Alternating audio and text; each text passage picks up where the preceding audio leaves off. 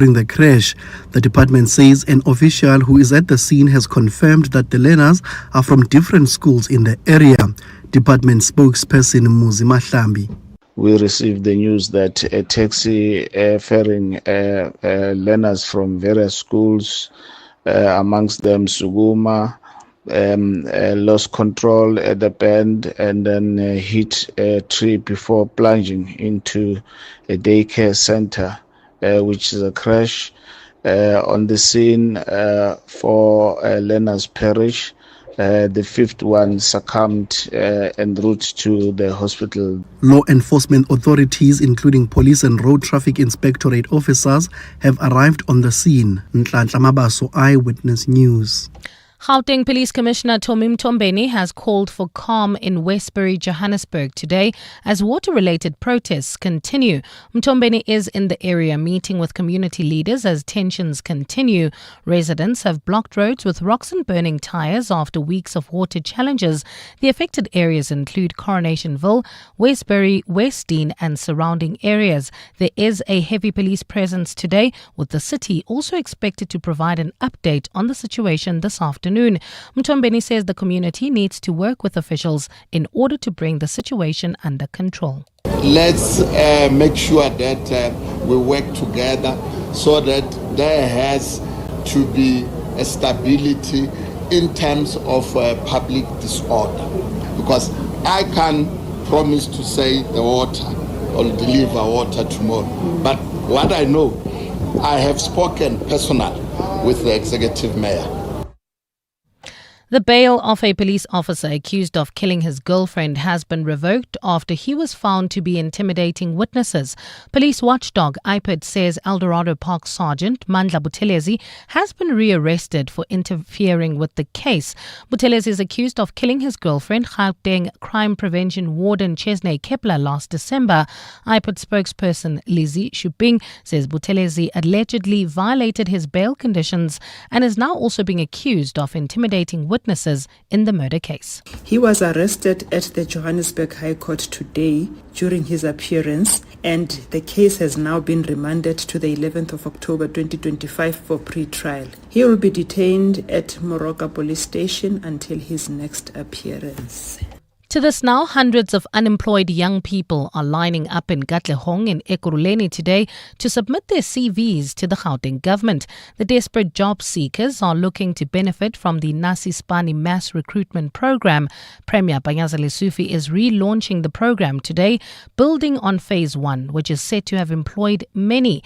Alfara Mushwana reports from Katlehong. While 2,500 new beneficiaries of the Nasispani program will be introduced today, many still line up outside the Change Bible Church in Katlehong, hoping that they too will find employment.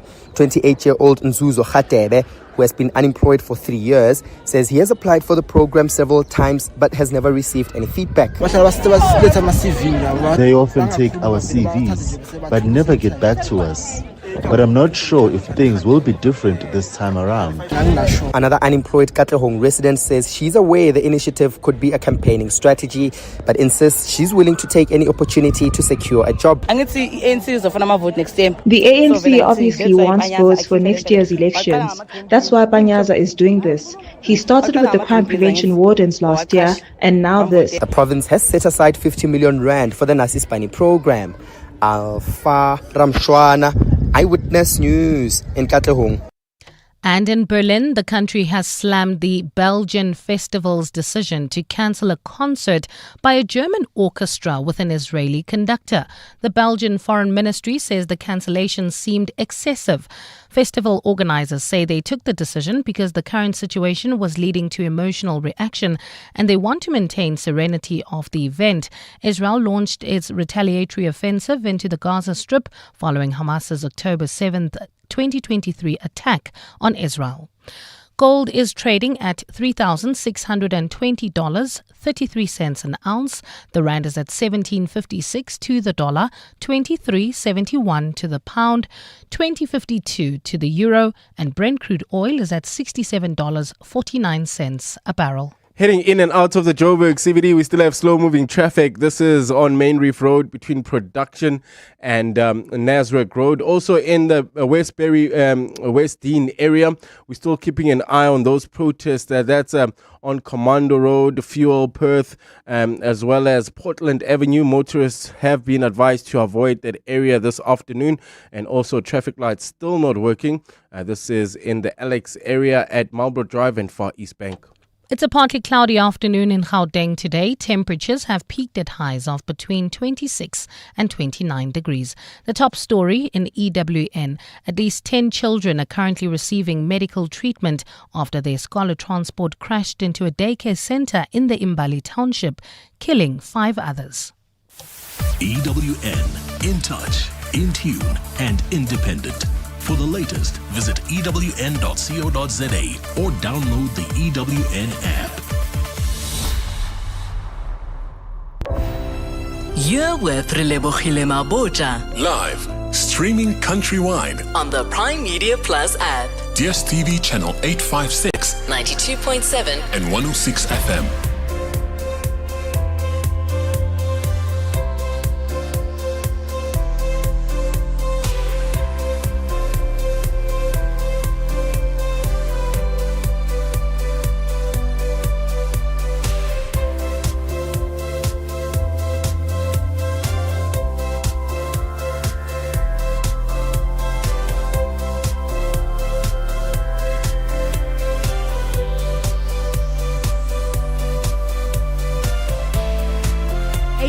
After 1 o'clock, welcome 7:02 afternoons with me, Relebogile Mabotja. It is Thursday, the 11th of September.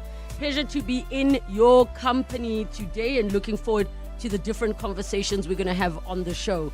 So coming up today, excuse me, I want to find out from all of you, where does this concept of respect the dead come from? Where exactly does it come from? Because I genuinely want to find out if a person did not live respectfully, right? How should they be spoken of in death? And it is by coincidence that this Charlie Kirk thing is also happening at the same time. But I'll share the story of the decision a family took with regards to their loved one and when it was time for him to be buried. Somebody that they didn't feel deserved certain honors at the time of his passing. In our Belief Matters feature, we are talking about how many times you are allowed to be baptized. Hey guys, I saw somebody that was saying that they've been baptized 4 or 5 times because they just enjoy the thrill of being baptized. So I was like, no man, we need to find out how many times can you get baptized. I thought it's a one-time thing. Like, I'm confused. So Professor Garth Mason, religious studies professor, will join us for that conversation. Then Wendy Nola joins us for our consumer rights feature, Nola Knows. We're going to talk about your right to privacy when collecting prescription medication. We're also going to open up the lines to all of you with your consumer rights issues. So get them in early. 011 883 0702. SMS us 31702. Tweet at Relebogile M at Radio 702. Using the hashtag 702 afternoons and the WhatsApp line 072 702 1702. 702 afternoons With Relebogile Mabotja. on 702. Let's walk the talk. Okay, last week I stumbled upon something that I was like, we need to talk about this on the show. Credit must always be given where it is due. Saneli Siwe Jobodwana on TikTok is somebody who was sharing the most interesting of stories. But before I play you the clip, I'm going to ask a simple question. Where does this thing come from of respect the dead or don't speak ill of the dead? Where does it come from? I need somebody to tell me where it comes from, where it applies and where it doesn't apply. Outside of what happened with Charlie Kirk, which was being spoken about, all from when the news broke. And I will read you something that someone posted around that. But I want to know this concept of respect the dead. Where does it come from? So Sanelisiwe shares this story of attending the funeral of relatives or whatever it is. So she goes to a funeral. Upon arrival at the funeral, when the program starts, everybody then learns, it is a man that died, then learns that the immediate family of this man is not present at the funeral. They're not there at all. The wife and the children are not present at the funeral. Now you might be wondering, how is this the case? First take a listen and then I will share. I once attended a funeral of an elderly gentleman. And when we got there, we were informed by the master of ceremonies that the immediate family of this man would be absent, that they were not coming to the funeral. And the MC did not give us a reason why. It was said right in the beginning and then never again. Later on, I found out from my parents that this man was so rotten to his family. Just one of the most evil, abusive men. So abusive that he injured his son in the face, and it was like permanent damage. And the reason that the wife never left them was because I think they got married in community of property, and it would have been more money to divorce him than it would be to just stay in the house and live in separate rooms, right? More money, and most of the assets in the home, as well as the payments of the home, the wife had actually done. So she was just like, you know what, it's not worth it. I'll just be in a different room, and that's just going to be it. And then over time, the abuse died down because she had 2 sons and 1 daughter. So the older the sons got, the more they challenged the father. And so the abuse in terms of like physical abuse died down. So the abuse had died down, but this is the most fascinating part of the story as to how they did it. How they did it was when this man died, the wife decided to appoint her own sister as the MC for the funeral because she knew she could trust her sister to keep it secret. And as the story unfolds, it turns out that she made clear we will not be at that funeral. They paid for it. They did everything they needed to, but her and her children went on holiday. They were MIA. Their phones were off because of how this man terrorized them abusively. At some point, when the mother decides to go live and back online on her phone, she was met with a barrage of messages, voice notes, missed calls of her in-laws berating her to say, what kind of wife are you to not be present at your husband's funeral, to pay your last respects to your husband, all of these things. And you know what that woman did? She said to her children, feel free to respond as you see appropriate. And they responded to those in-laws to say, when our mother was crying to you that this man is going to take her life, where were you? When this man was abusing us and we were reaching out for help, where were you? For the mere fact that we even went ahead and planned a funeral, that is the basic due respect we were willing to give. But to sit there amongst people who are going to praise a monster, that was not going to happen. That is one revolutionary stance that you can take. So again, I come back to the question that I was asking.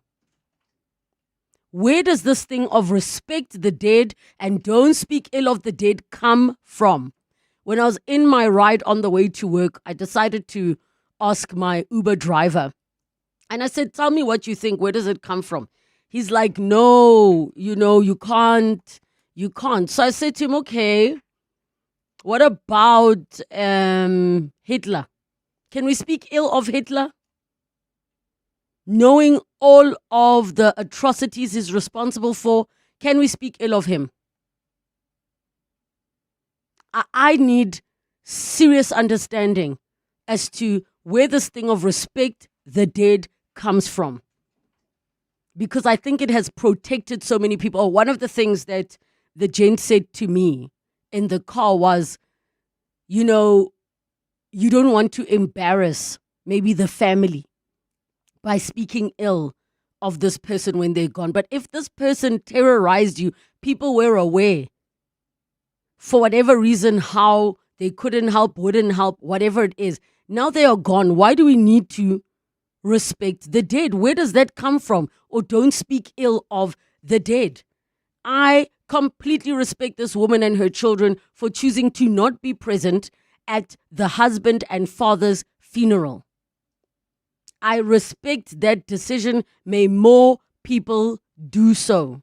No one should ever have to sit in a room listening to the things that the terrorist or listening to things about the terrorist of their lives did that were good and amazing.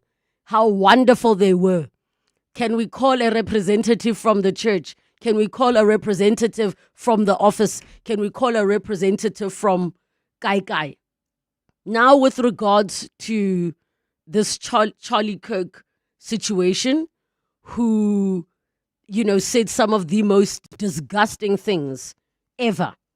The most disgusting things. I need to find this post that somebody made to say it's all good and well to sit and want to tell people not to, what is the word? To sit and tell people that you should feel bad that somebody's died. That a terrible person has died. Till I saw somebody on TikTok yesterday saying, I feel bad that I don't feel bad that this person has died. I'm not celebrating it, but I'm definitely not sad about the irony of this situation. That you were spewing all kinds of hate and disgusting things that you have been. So this is what the post reads. It says, stop trying to shame people for not mourning Charlie Kirk. He wasn't just a conservative we disagreed with. He was a fascist organizer who built his career spreading racism, misogyny, homophobia, transphobia, Islamophobia, xenophobia, and anti-immigrant hate, actively harming marginalized communities every single day. If you feel compelled to send his family condolences, fine, that is your personal choice. But don't turn around and scold others for refusing to shed tears over a man who dedicated his life to dehumanizing and endangering them. This doesn't make you a better person. And if you're a Christian, it doesn't make you closer to going to heaven. It just shows you don't stand for anything. Where were your sympathy posts for the thousands of Palestinians killed in Gaza? Deaths Charlie Kirk celebrated and justified. Where's your compassion for the immigrants torn from their families by ICE, an institution Kirk defended? Where's your energy for the trans kids, the Muslim kids, the black and brown communities he spent his career attacking? Empathy is not owed to oppressors. Mourning is not mandatory. Pretending that civility in the face of fascism makes you morally superior is nothing but cowardice. And this was posted on Instagram by a creator called Helena Lili. Helena Lili. So I want to hear from you, 011 883 0702 and the WhatsApp line 072 702 1702. How should an abuser be buried? How should a monster be buried and spoken about? 702 Afternoons with Relebogile Mabotja. We go to the lines. Deboho in Alberton. Deboho, go ahead. Yes, really, how are you? Good, thanks, and you? Not too bad. Well, I'm commenting on that lady that left her husband.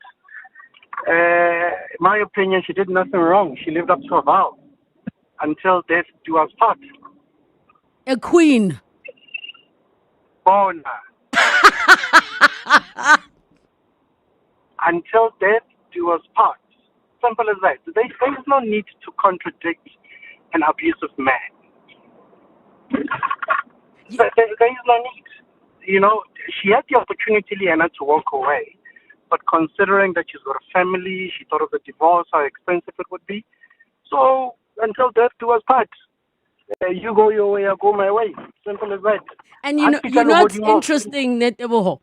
She planned that funeral to the T. Even the people speaking, nobody knew that they would not be there until they got there, and the MC said the family will not be present and continued with the ceremony. So, bo work colleague, a neighbor, if an elder, a family, they were all planned and organized. Until death do us part. Now, she's got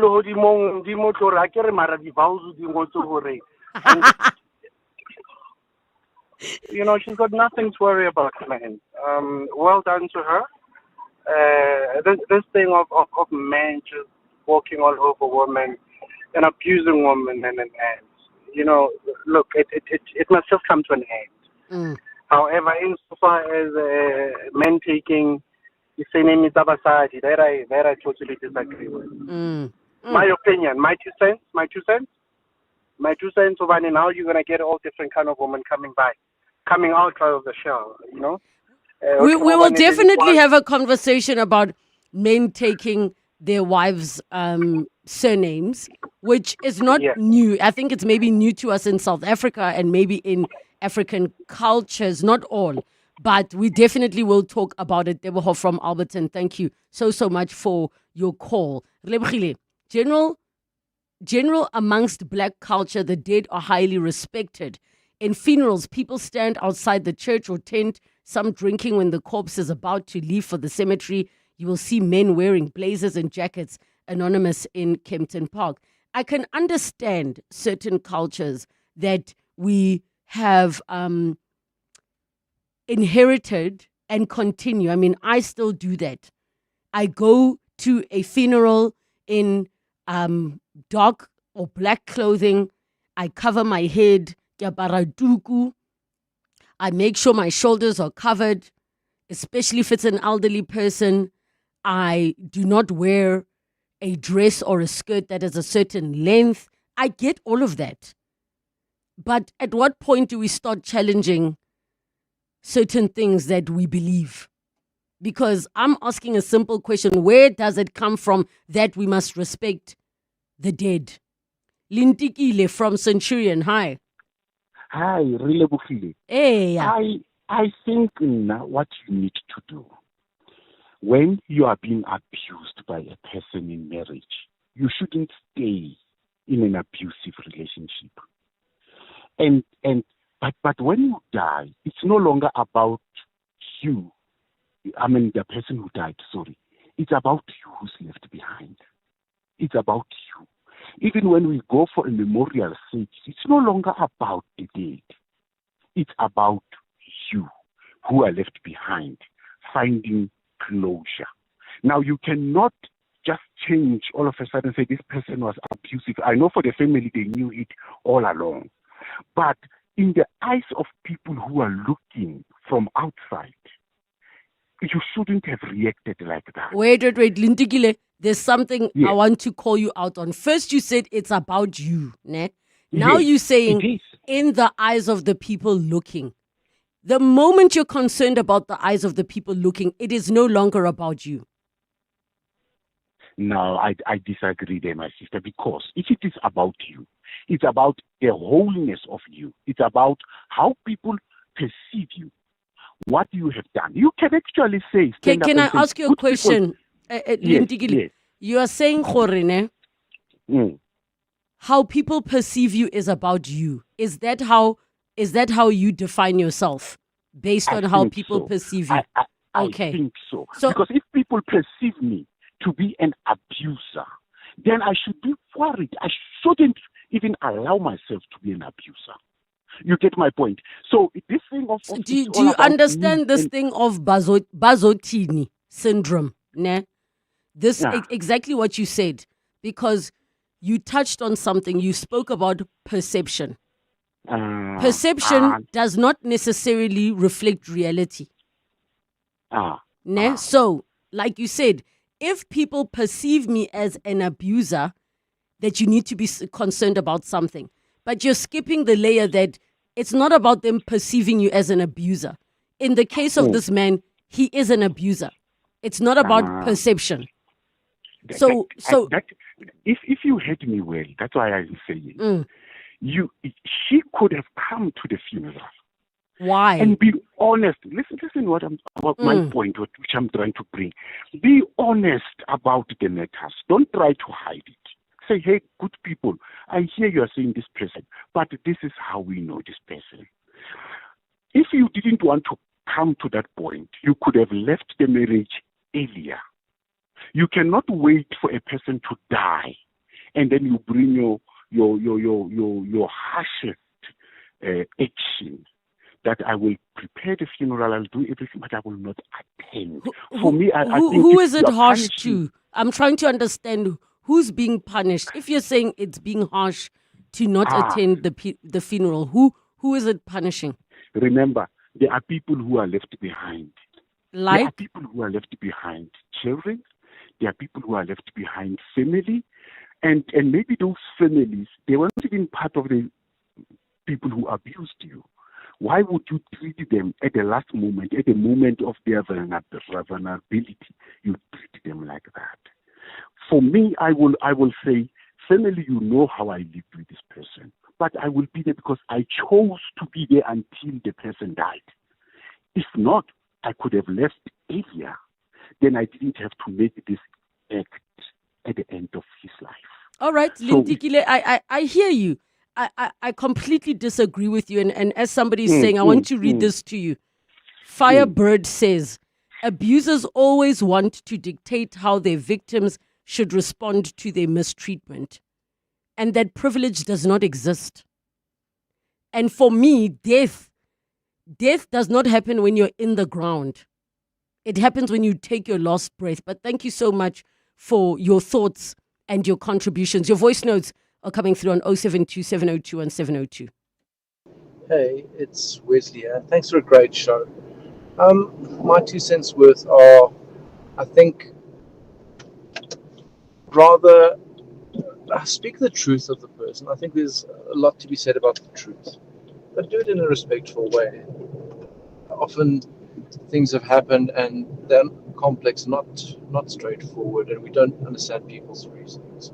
Sometimes it's good, sometimes it's bad, but often it's very complex. So I say speak the truth of the person that has passed, and it's your truth, and do it in a calm and reconciliatory way, but speak your truth and do it in a respectful way, and I think that's what you need to do. Good afternoon, Relebogile. Frida here. I think we have come to understand respect as something which is an entitlement. Somebody because he's older than you, somebody because he is in whatever position. We don't look at what she or he does. As long as honale that thing by default, she's a mother, he's a father, irrespective of what that person is doing. Only entitlement, respect. So that's why we do this. We don't understand the respect to be earned. I think that's the case.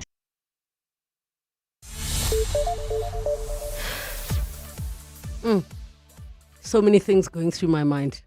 We're all going to continue. It's 1:30, time for your latest Eyewitness News headlines. Good afternoon.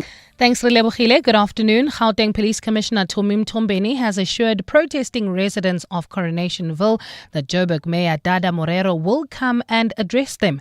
The residents have been calling for the mayor and other officials to give them solutions to the ongoing water crisis. Residents have been contending with intermittent supply for weeks now, with taps running dry on some days.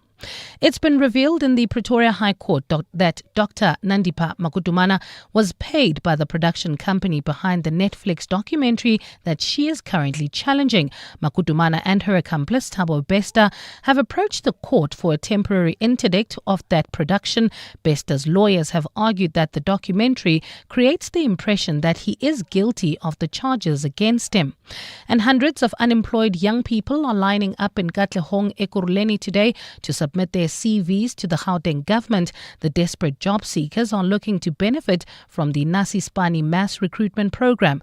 Premier Panyaza Lesufi is relaunching the program today, building on phase 1, which is said to have employed many young people. Those are the headlines, this EWN and more at 2, or as it happens. EWN Traffic. Well, at this stage in the Devland area, there's slow-moving traffic. This is due to roadworks heading towards Eldorado Park on the Golden Highway between the N1 and Union Avenue. We're still keeping an eye on those protests in the Westbury, West Dean area, affecting several roads, including Commando Road, Fuel Road, as well as Portland Road, and near the Helen Joseph Hospital. There's slow-moving traffic. This is heading towards Edenville, leaving the Bedford View area on the R24 westbound between the Gilulis Interchange and Edenville Road. Also in the Bryanston area, expect some delays traveling towards Fourways. That's the N1 southbound between Rivonia Road and Winnie Mandela Drive. Also slow-moving traffic in the Sunning Hill area. This is approaching the intersection of Pitkoppen and Achta due to faulty traffic lights. If you come across any other traffic issues, please WhatsApp us on 072-702-1702. There's more EWN on air, online, and on the EWN app.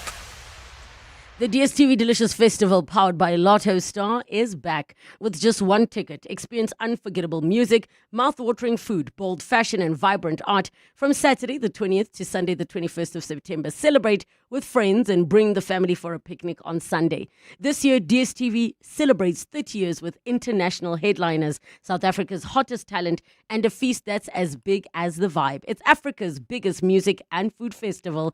Get your tickets now at Ticketmaster. The DSTV Delicious International Food and Music Festival, powered by Lotto Star and supported by 702. More on deliciousfestival.com. This is Jade. She'll spend hours comparing almond milk and once made a spreadsheet just for sneakers. But when she found Santam, ASA's leading short-term insurer that offers a range of cover options, from vehicle to building and home contents, even she didn't overthink it. The kind of freedom Santam gives you takes some getting used to. Speak to your broker. Santam, this is freedom. Santam is an authorized FSP, a licensed non-life insurer and controlling company for its group companies. Medical care, like music, needs continuity, a steady rhythm and pattern. Patients attended to on time, medication taken as prescribed. Cut the rhythm and it falls apart. Right now, global funding cuts are restricting access to healthcare. With your support, Doctors Without Borders can continue to provide medical care to communities worldwide. Because medicine, like music, only works when uninterrupted. Doctors Without Borders. We go there. Every day, South Africans are being squeezed to make ends meet. That's why they're Still Good, a new online platform where you can save up to 65% on groceries by buying Still Good value bags. Packed with groceries by leading retailers that are still perfectly good, just close to their sell-by date. You win by saving, retailers win by cutting food waste, and communities win as Still Good donates 10% of their earnings to food charities. Visit stillgood.co.za. Start getting more bang for your buck with Still Good. Your voice. Your life. Your afternoon radio. On 702 Afternoons. With Relebogile Mabotja. 25 minutes to 2 o'clock. And we are talking about respecting the dead, speaking ill of the dead. Why do we do it? It's a big why. If you've just joined us, I shared the story of how a woman attended a funeral. When everybody got there, they were informed at the top of the program by the MC, who happened to be the sister-in-law to the man who had died.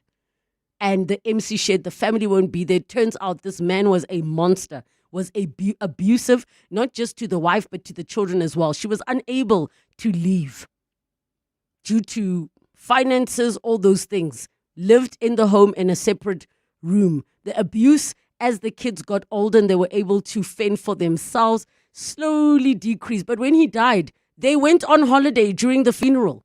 Nobody knew. And when the in-laws called to be like, where are you? Why aren't you here? You're so disrespectful. The kids that are now grown turned around and said, where were you when this man was trying to kill us? 011 883 0702, the WhatsApp line 072 702 1702. Tembi in Benoni, hi. Please, because what is Lintikile saying? Lintikile to a point where I'm parked on the side of the road on the N12 because Tikule unlika. Likile, babes. Unlikile, because make it make sense to me. You're saying now it's about you, and then next minute you're saying it's not about you. You must come to the funeral and explain to the people that this person was abusing me. She has said a mouthful for her not being there. It's a mouthful. And she respected him enough to plan the funeral. I mean, not just upukile lady speaker. Apatela. No, we must stop doing that. And you're right to say the abuser always wants to dictate how the victim must react. Where was the family when this woman was crying? We must stop this thing, especially in the black community. Black women in marriage enjoy so much, and then you must sit there and pretty in your black and can never that.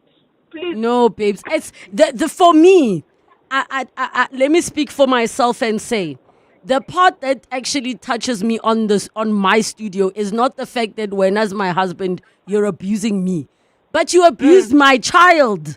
Yes. I would have sent that body, yadi orange, in that to his family's house.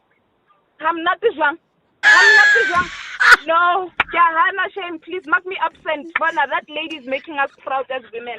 Lintikile, you're orlikile today, guys. I was defeated. Tembi, I'm having a drink. Exactly 7 o'clock. Nalona wine for this moment. Thank you so much. Amen. Tembin Benoni. Thank you so much for your call. Mpo in Boxburg, go ahead. Auslebo, how are you? Good, thanks, and you? Okay, Sharp. Auslebo, so I hear and understand everything you said, and she did send a statement. So now what I don't understand, and which is the one thing I think I'd like to see a change going forward in terms of doing better. Can men or women, can we not stay in a loveless marriage just for money? Honestly, it sends the wrong message across. It's not right, because like now in this situation, I don't know what had happened, but assuming they lived together until he passed, you understand, you are perceiving you are working it out together. There's nothing going on anymore. So can I ask you a question? Because let's start. Yes, I'll support when you say people must leave abusive marriages, but I don't want to dismiss the reality that there are people who left and got killed. I don't want to dismiss the very real reality that sometimes you choosing to leave is a life and death situation where you get victims who say, when you say you should have left, and then you hear Bani killed their wife. How many police officers, let's just speak police officers, have you heard of Mpo that have murdered their own wives? And then you will hear the story that this person was trying to leave. They did everything they could to disappear and they got killed. So the only reason I want to pause on the part of we must leave is because it dismisses the reality that our system is not yet equipped to facilitate people leaving, men and women. It's not yet at a place where you can go be in witness protection, change your identity, move someone somewhere else. You and your children are safe. Do you get what I'm saying? Yes. No, I get Ausleb. And I think as Majita, I know I've seen a video of it making rounds. It's a joke and stuff. It's funny. But like we need to start this thing where Majita I get bo rambo go dintlong. Arbala game, gents, because enough is enough, man. Like we can't have men beating women every week. Every week we're hearing a story. If we get up of Spencer Gontlong wa sharpa, it's fine. Zwagala kopare kopane and then relukise, because enough is enough. We can't still be talking about this in 2025? Think women, this men are doing this. Enough. Can we start standing up on both sides and ending it? Because Ribua saw a guy 2 days ago, 3 days ago, shot his nephew because of a child paternity. All these things are happening. Can we just change this thing, be the change that we want to see, and stop saying or finding excuses for not leaving or let's fight the so let me system and fix also it ask you ourselves. something, Mpo, and I want to read you a message that says, the male privilege in these views, Relebogile. If this was a cheating wife who died and the man didn't attend her funeral, where it would be wah, at least he planned her funeral. Nobody's asking why he didn't choose to leave.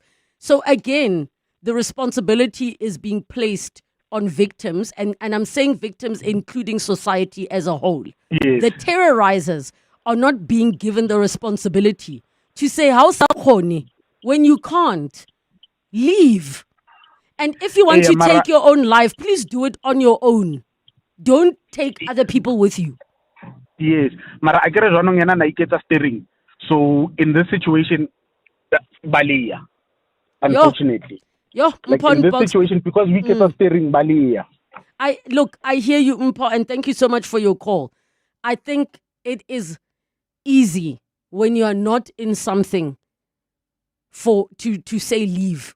And this applies to all types of situations, be it a job you're not happy in, be it a friendship. It is easy when you're not in it to say leave. So all I'm saying is let us consider the fact that there are people who left, but that decision to leave the house, to leave the marriage, meant leaving the earth. That's what it meant. Hi, Relebogile. My friend's aunt made arrangements for her cheating husband's body to be transported to his girlfriend's home on the Friday of his Saturday's burial in Limpopo. A queen, I tell you. Hi, Relebogile. Given that most people, especially those in the public limelight, have both admirers and enemies, including Charlie Kirk, Trump, Mandela, you, and the Pope, it only makes sense to caution the haters to keep their thoughts to themselves at the time of the person's death in respect of that person's loved ones. That's what Ubuntu is about. It teaches people not to harbor hatred even into someone's death. That is from Farai. Farai, here is my question to you. Should we stop telling the story of the atrocities of Hitler because his grandchildren or great-grandchildren are going to feel some type of way? I feel like your legacy is your responsibility. It is not the responsibility of people you wronged.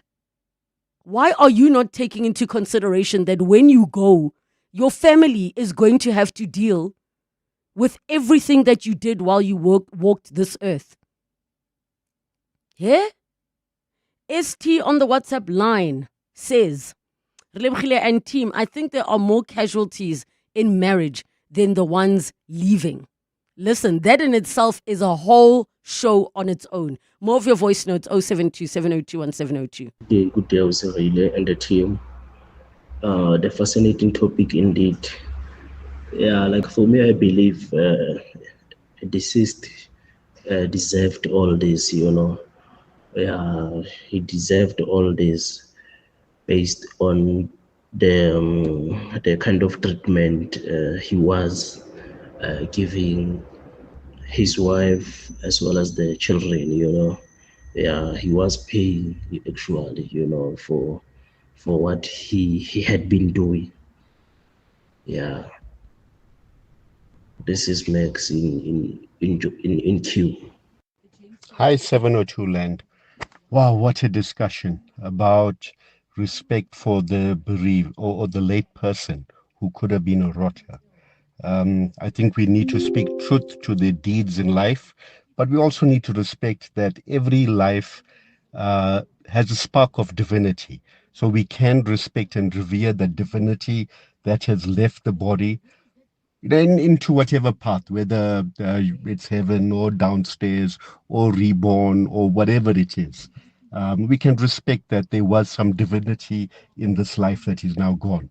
but speak the truth to deeds. Absolutely. Always speak to the truth to deeds. Thank you.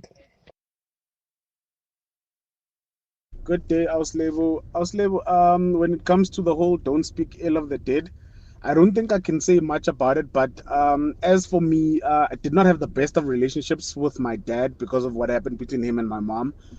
And at the end of the day, when he passed, I went to the funeral for myself to say my piece so that I cannot harbor anything or feel some type of way down the line because you don't know what the future holds.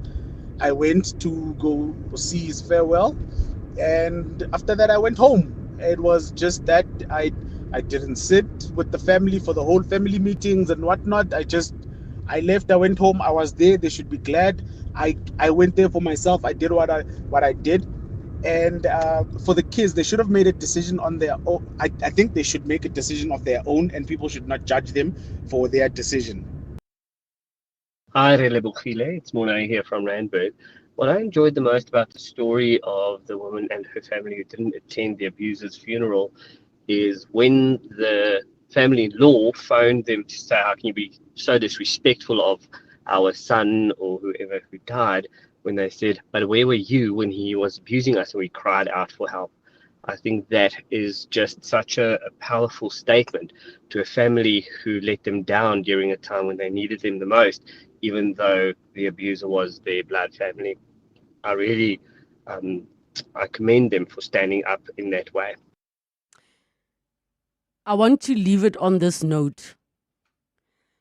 Ubuntu doesn't only apply when now victims are expected to show up. Ubuntu applies when accountability is required. Ubuntu cannot be some blanket thing that is given because it is used, it is abused. So if we're going to say Ubuntu and speaking ill of the dead, X, Y, and Z, it needs to apply all throughout the year in all seasons. Ubuntu must also mean being held accountable and holding people accountable. I don't know the story I heard or saw. I don't remember which country it's in. I'm speaking off the top of my head, so the details will be shaky. But I heard of two brothers who murdered their own other brother because they found him sexually assaulting a child. I think it was their niece. Do I believe in him being murdered? No. Do I believe in him being held accountable and the abuse stopping? Yes. That is also Ubuntu as far as I am concerned. And I will say it again. Your legacy is your responsibility. That is it. If you want a good remembrance, be a good person while you are alive. My guy, tell me how date night was. Bro, I'm telling you, my arrival was too clean. That sporty exterior, the 1.5 turbo engine, just turns heads. But what about date night? Yeah, it was chilled. But the Jolly on Pro, it's on another level, bro. Sometimes the drive is the best part. The Haval Jolion Pro from only $4,299 per month. Visit gwm.co.za for T's and C's. GWM. Go with more. Brought to you by GWM Finance, a division of West Bank, an authorized financial services and registered credit provider. This weekend, fun is in full bloom at the Spring Playground at Melrose Arch. From 10 a.m. to 4 p.m., kids can enjoy the Spring Playground on the piazza in collaboration with Clamber Club. From obstacle courses, a jumping castle, and giant board games, to face painting and a trampoline bungee for children over 5. Tickets can be booked on the piazza, and the adults, there is going to be toe tapping, live entertainment on the square from 1 to 3 p.m. So book a table and soak up the sunshine. Insurance pulls you in. Pineapple pulls you under. Insurance. Pineapple. Insurance. Pineapple. Pineapple FSP 48650 is underwritten by Omart Insure Limited, a licensed non-life insurer and authorized FSP. Running a business is tough. You need tools that just work. That's why more South African businesses are switching to Mac. At iStore, we make it easy with 4,000 rands in added value when you switch. That's 3 years extended warranty and remote tech support, leaving you to focus on everything else. Switch to Mac with iStore, your expert partner. T's and C's apply. Mac at iStore. Run smooth as business should. 702. Belief matters. Exploring culture, traditions, religion, and the beliefs that shape our world. 9 minutes to 2 o'clock, time for our Belief Matters feature. And 702 afternoons at 702.co.za is the email address you can use if you would like us to bring in an expert to answer any questions around beliefs, cultures, religions, spirituality, be it African or anywhere else around the world. We are happy to get someone in. Now, today we're talking about how many times one is allowed to get baptized. We're joined by Professor Garth Mason, religious studies professor. We take your calls on 011 883 702 and the WhatsApp line 072 702 1702. Garth, welcome to the show. Thank you so much for joining us, Professor. Oh, hello. Lebo, lovely to talk to you and welcome. Thanks for asking me on your show and hello to all your listeners. I have to ask a question, Professor. I know you heard the later part of our conversation, but I'm taking advantage of the fact that you are here. Is there any religious text that specifically speaks to how the dead are spoken of? All religions will make some reference to the afterlife or how one's actions in this life, then determine what your afterlife will be like. But there's always an aspect of reverence around communication with people who have passed on to the next life. There's the understanding that they've inhabiting a realm that perhaps they can see more than we see, definitely, and they are learning, from the life that they've led. So there's always a certain amount of reverence because one learns from people who have passed on how to live one's own life. Yes, so I think in all religions you will find that kind of teaching in some way or other. So I had stumbled upon somebody saying that they've been baptized 4 or 5 times because they kind of get some high from it. And I said to Pashida, my producer, I was like, let's get someone in to see what is it. Are you allowed to get baptized that many times? Is there a limitation? Please share with us, Professor. Yeah, in terms of the Bible, it does definitely say in John 3:15, 3:5, once is enough, one baptism is enough. But as we've always spoken when you phoned me, how these religious ideas evolve over time. So baptism is exactly the same. It has evolved historically over time. And, obviously it starts with John the Baptist and then it becomes Christianized through baptism through Jesus Christ. And with Paul, it becomes more of a symbol of being buried and then resurrection in the spiritual body of Christ. But then it becomes interesting when, in the 3rd and 4th century, St. Augustine becomes part of the Catholic sacrament, So in terms of Catholicism, really, you'd only need to it makes no sense to be baptized more than once because it's a sacrament. It's really the belief that you become a new body, a new person, a spiritualized person after baptism, much like all the other sacraments, in Catholicism, Eucharist and all the other sacraments. So there's a spiritual element, so that you're living really a spiritualized life with a new body. So, it doesn't make any sense then to, go through that process more than once. Now, when you get to the 16th century with Martin Luther, then it's the kind of justification by faith, the Protestant development in Christianity. And there is a possibility of, more than once, because even though the Bible says you should only really be baptized once, it's a necessity for Christians to be baptized once in their life.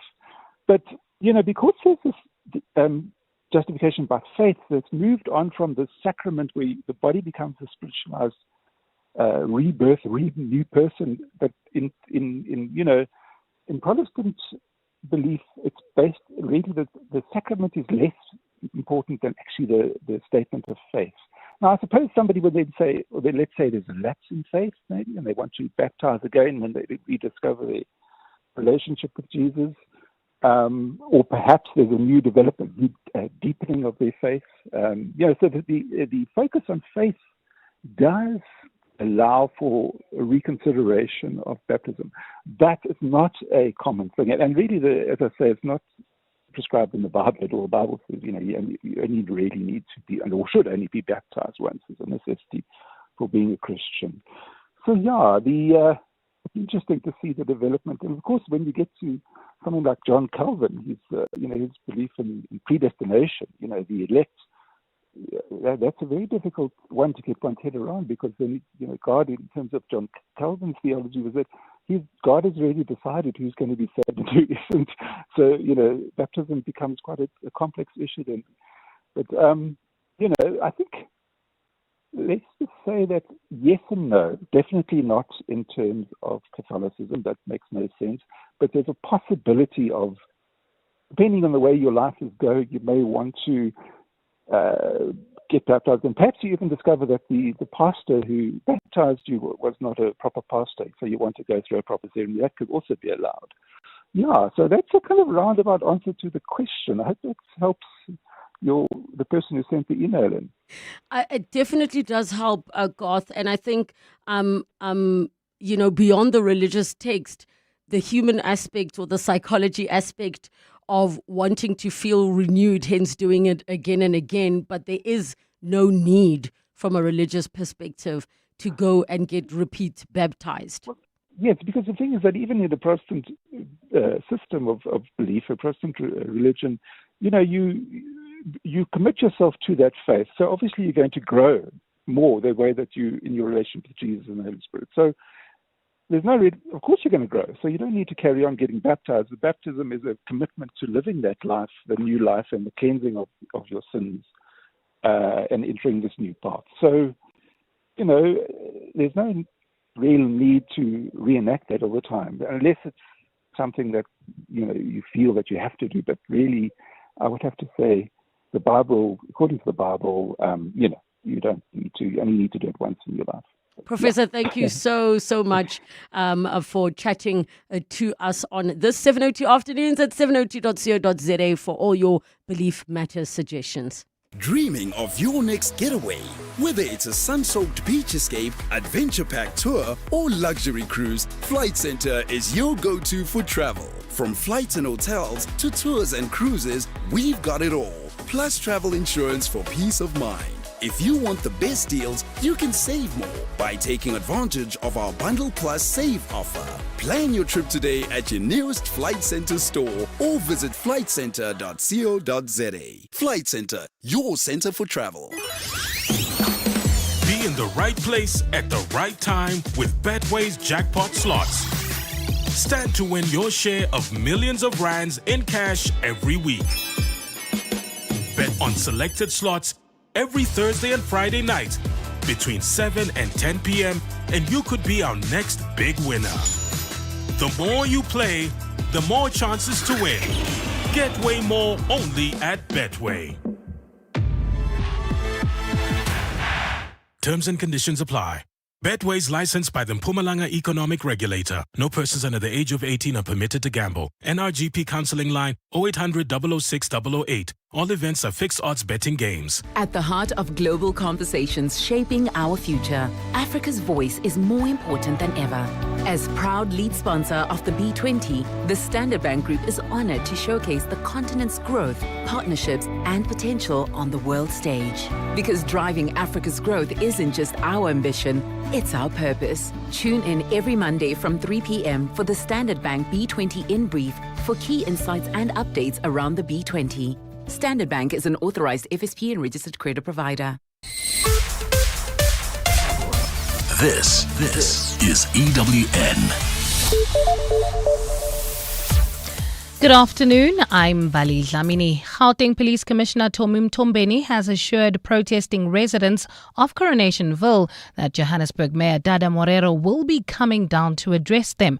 The residents have been calling for the mayor and other officials to give them solutions to the ongoing water crisis. Residents have been contending with intermittent supply for weeks now, with taps running dry on some days. As a result, the community took to the streets to protest, blocking roads with rocks and burning tires this week. Mtombeni says the community must work with police to ensure calm is restored. The executive mayor have put that commitment that he is going to ascend and make sure that he address the communities, and he will also coordinate people who are responsible in terms of water reticulation in Johannesburg, which is Johannesburg water linked to the Rand water. The city is expected to provide an update on the situation this afternoon. We move to the Pretoria High Court now, where it's been revealed in the Dr. Nandipha Makudumana case that she was paid by the production company behind the Netflix documentary that she is challenging. Makudumana and her accomplice, Thabo Bester, have approached the court for a temporary interdict of the production. Bester's lawyers have argued that the documentary creates the impression that he is guilty of the charges against him. Bester, Makudumana and 7 others are accused of planning and executing his brazen escape from the Mangaung prison where he was serving a life sentence. Khomotso Modise reports. Dr. Nandipha Makudumana's lawyer, advocate Lerato Muela, has told the Pretoria High Court that she signed an agreement with production company Storyscope, which she now believes is unenforceable. They rely on the contractual terms of what is called a licensing agreement to tell the applicant, Ms. Makudumana, that if for any reason you have a right to breathe in terms of the Constitution, that licensing agreement does not allow you to do that. Muela has also argued that the contract was not signed by the authorizing agent, making it invalid. Representing Netflix advocate Tembeka Ngcukaitobia argues that Makudumana has distorted the contents of that agreement. He says Makudumana was paid for the use of her archive material and was represented by her attorneys when she entered the agreement. Khomotso Modise, Eyewitness News at the Pretoria High Court. The bail of a police officer accused of killing his girlfriend has been revoked after he was found to be intimidating witnesses. Police watchdog IPID says Eldorado Park Sergeant Mandla Buthelezi has been rearrested for interfering with the case. Buthelezi is accused of killing his girlfriend, Gauteng Crime Prevention Warden Chesney Kepler, last year. IPID spokesperson Lizzie Shuping says Buthelezi allegedly violated his bail conditions and is now also being accused of intimidating witnesses in the murder case. He was arrested at the Johannesburg High Court today during his appearance, and the case has now been remanded to the 11th of October 2025 for pre-trial. He will be detained at Moroka Police Station until his next appearance. Hundreds of unemployed young people are lining up in Katlehong and Ekurhuleni today to submit their CVs to the Gauteng government. The desperate job seekers are looking to benefit from the Nasispani mass recruitment program. Premier Panyaza Lesufi is relaunching the program today, building on phase 1, which is said to have employed many. Alfara Mushwana reports. While 2,500 new beneficiaries of the Nasispani program will be introduced today, many still line up outside the Change Bible Church in Katlehong, hoping that they too will find employment. 28-year-old Nzuzo Khatebe, who has been unemployed for 3 years, says he has applied for the program several times but has never received any feedback. They often take our CVs but never get back to us. But I'm not sure if things will be different this time around. Another unemployed Katlehong resident says she's aware the initiative could be a campaigning strategy, but insists she's willing to take any opportunity to secure a job. The ANC obviously wants votes for next year's elections. That's why Panyaza is doing this. He started with the crime prevention wardens last year, and now this. The province has set aside 50 million rand for the Nasispani program. Alfa Ramshwana, Eyewitness News in Katlehong. And 4 people have died after a gas truck exploded in Mexico City. It's understood the vehicle overturned and blew up under a bridge, leaving 19 people with second and third degree burns. 90 people in total have been wounded and had to be taken to hospital, where they are now being treated. Preliminary investigations show that the trailer's operating permit was not in order. Gold is trading at $3,620.32 an ounce. The rand is at 17.56 to the dollar, 23.71 to the pound, 20.52 to the euro, and Brent crude oil is at $67.49 a barrel. Well, at this stage, if you're heading in and out of the Bedford View area, there's slow-moving traffic. This is on the R24 eastbound between the Kilulis interchange and the R20 and the N12 merge. Also coming from Alex, traveling towards Germiston, expect some delays. N3 southbound between Linksfield Road and the Kilulis interchange. And finally, in the Devland area, there's still slow-moving traffic due to roadworks. That's heading towards El Dorado Park on the Golden Highway between the N1 and Union Avenue.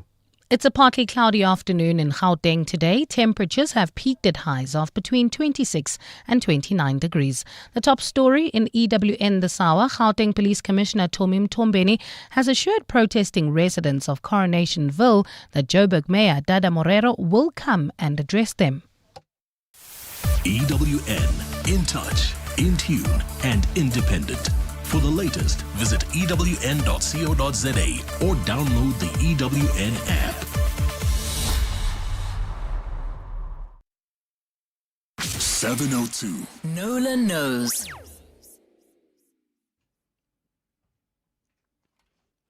Seven minutes after 2 o'clock, the second and final hour of 702 Afternoons with me, Relebogile Mabotja. We're going to be jumping into our consumer rights feature with Wendy Nola in this hour. And as we do in our consumer rights feature, we do open up the lines after we've chatted some of the relevant consumer rights stories with all of you. Get in touch with us, 011 883 0702, SMS us 31702, tweet at Relebogile M, at Radio 702 using the hashtag 702 Afternoons, and the WhatsApp line 072 702 1702. 702 Nola knows. Wendy Nola, happy Thursday. How are you doing? And to you, I'm great. How are you, Relebogile? I am doing well, and I just am having a chuckle to myself because I feel like I've been bombarding your inbox the past few days. Well, yes, and I enjoy it. I really do. You're so much more on top of vast swaths of socials than I am, so I appreciate it. Yeah, and I actually have investigated that one you shared with me, and we can talk about that next week or another time or now if you want. Perfect.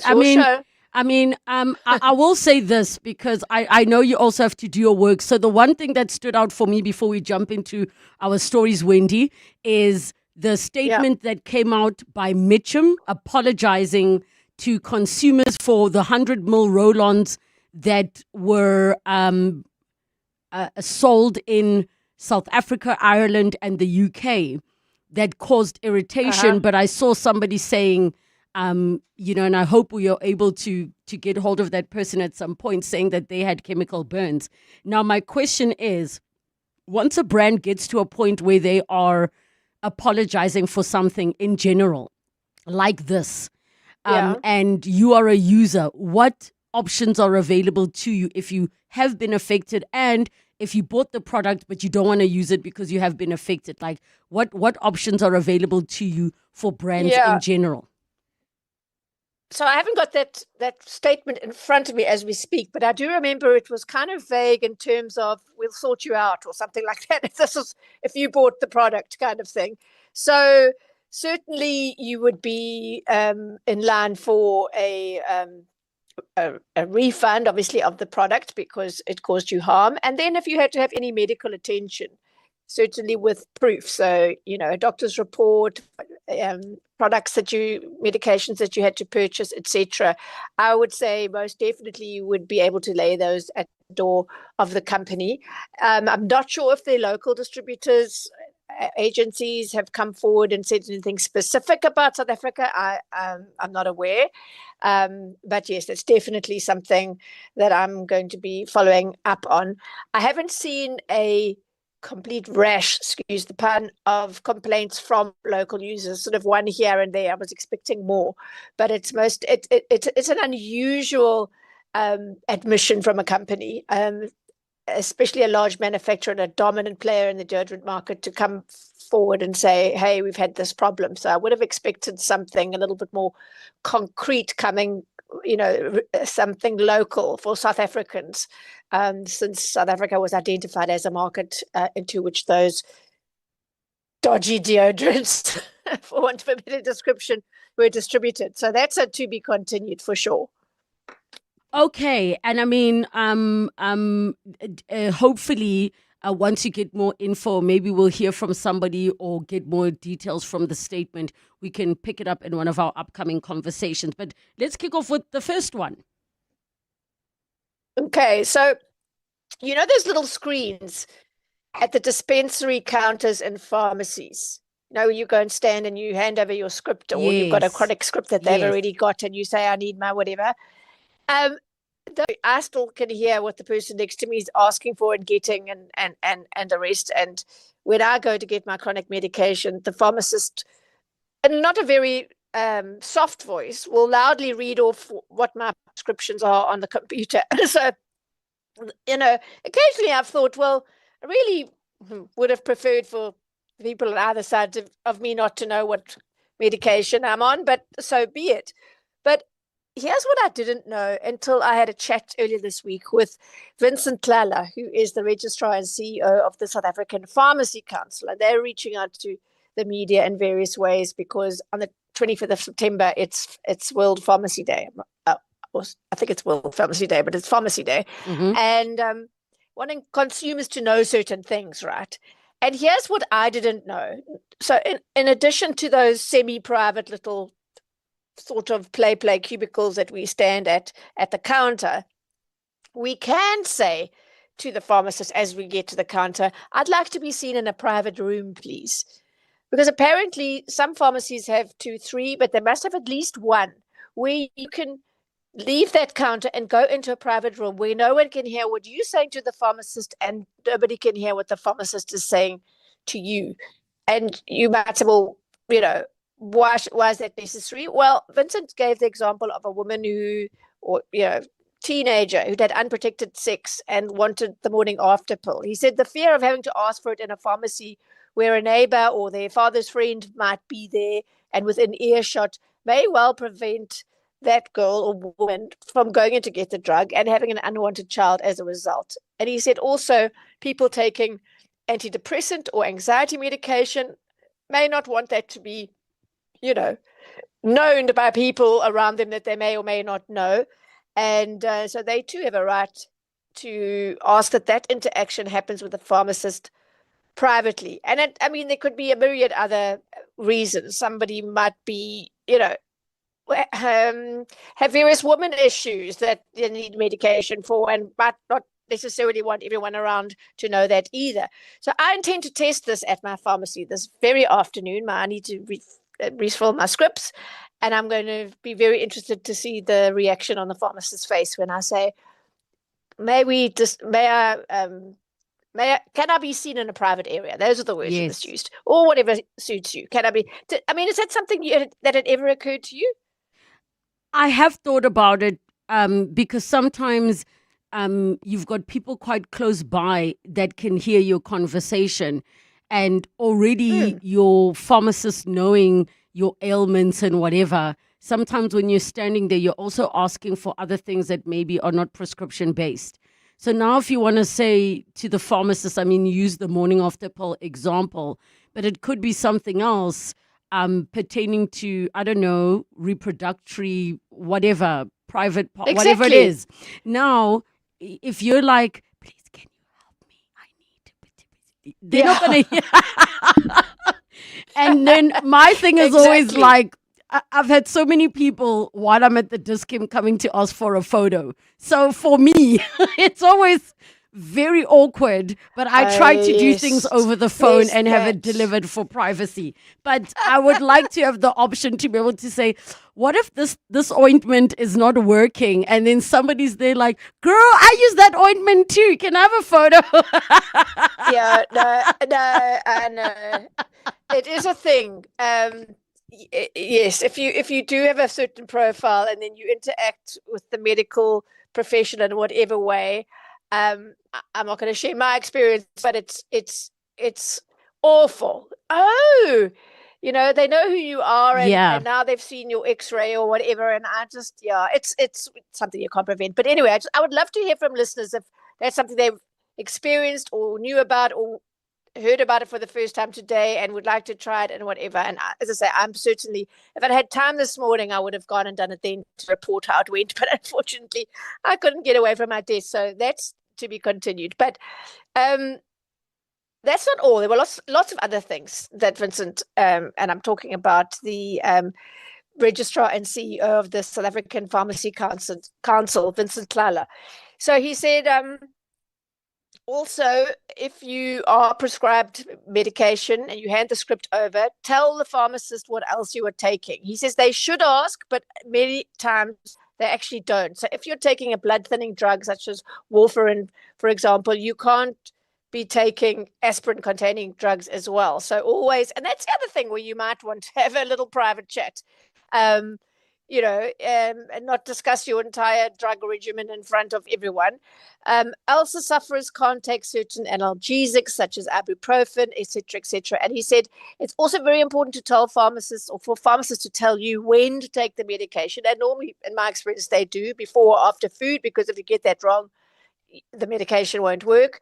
And also, if you need to drive, you need to tell the pharmacist so that you don't get given a medication that's going to make you drowsy. So I think what they're trying to do, and I know what they're trying to do, the Pharmacy Council, is create an awareness of how the interaction with pharmacists can go and what you should be expecting from your pharmacist and what you shouldn't be shy to ask. And another thing that I remembered from our conversation is, the medication needs to be protected in an ideal environment, right? And that means certain temperatures. So if you walk into a pharmacy and there isn't a working aircon, that needs to be for the medication. And the spin-off would be nice for the customers, but it's there for the medication. So if you walk into a hot and stuffy pharmacy, best you leave. Because it's not a good sign that they are following good pharmacy practice. Okay. Another thing I didn't know is that pharmacists do have a right to prescribe certain Schedule 3 and 4 medications. It's referred to as pharmacy drug therapy, so contraceptives, for example. What? Wait. So I did not know this. I thought pharmacists can't prescribe a thing. Anything. No, so did I. But you need to ask. And you must remember the term pharmacy drug therapy. Okay. Another thing, the Pharmacy Council grades pharmacies. So the A-grade pharmacies, they comply with good pharmacy practice 100% of the time. They're only inspected every 3 years because they're trusted to be doing the right thing. The pharmacies that are graded B have some shortcomings, not too major. They're sort of 80 to 90% on track. And they are inspected every 2 years. Then we get the dodgy-ish ones, C grade. The council inspects them every year. If they're still non-compliant by year 3, the registration is cancelled. And here's the thing, Relebogile, you will find their grading certificate behind the dispensary. So you can see if they're A, B, or C. Isn't that interesting? That's something else. I had no idea. So it pays to know your A, B, C. Yeah, exactly. I was mesmerized at this conversation, let me just tell you. So some so-called pharmacies don't always have a qualified pharmacist present, and that's what they look out for. And that's clearly a very, very big no-no and a danger to society. If they do an inspection and the actual pharmacist isn't there for whatever reason, then, that's going to put them in the C category, of course, because that's highly dangerous. And I also asked a question because I've had a couple of complaints about dispensing errors recently. I said, do you encourage consumers to report these sorts of issues to them? Absolutely was the answer. They have a website, the SA Pharmacy Council, easy enough to find. And they direct you to lodging a complaint. So I said, okay, out of interest, how many complaints did the council receive from consumers during the course of last year? The answer is 49, which isn't a lot if you think about it, ranging from minor to more serious. But I think that's because people don't sort of automatically think, oh, I must report this to the pharmacy council. So there's a thing. If it happens to you, I would suggest it's a very good idea to report it to the council, because they need to pick up where there's an issue. If there's a recurring problem, then they need to do an inspection and take it from there. So, yeah, it was really an illuminating conversation. There was a lot more, but those were the most important things that I took away from our conversation.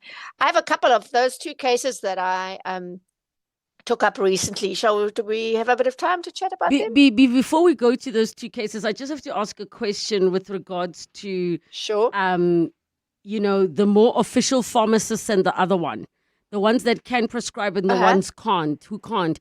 What is the difference? Because if I go into whatever pharmacy, the person standing behind is a pharmacist.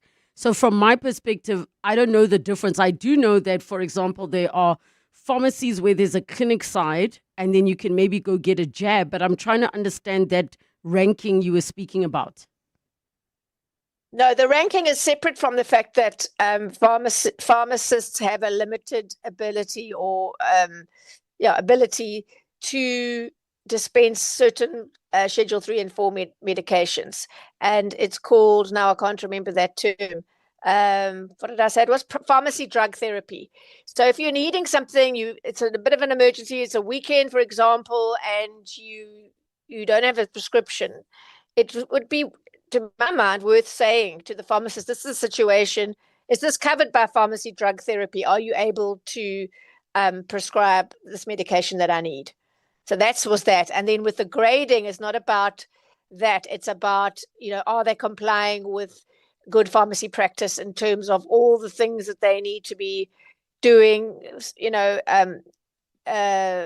to safeguard the medication, to look after the members of the public that come to them, to dispense correctly, and all the rest. So they're monitoring that, and so there's, and thereby comes the grades A, B, and C. The A's are getting it right all the time. The B's could be better. We'll go and check them out every 2 years, and then the C's are, okay, we need to check on you every year, and by year 3, if you're still not meeting the standards, then we're not going to allow you to practice. So you always need to see a certificate of registration in these pharmacies, behind in the dispensary section, and look that it's current. And you could also just look out for the grade, which might tell you something. Please repeat the grades for us, Wendy. So you said A. A is they complying completely 100% with good pharmacy practice.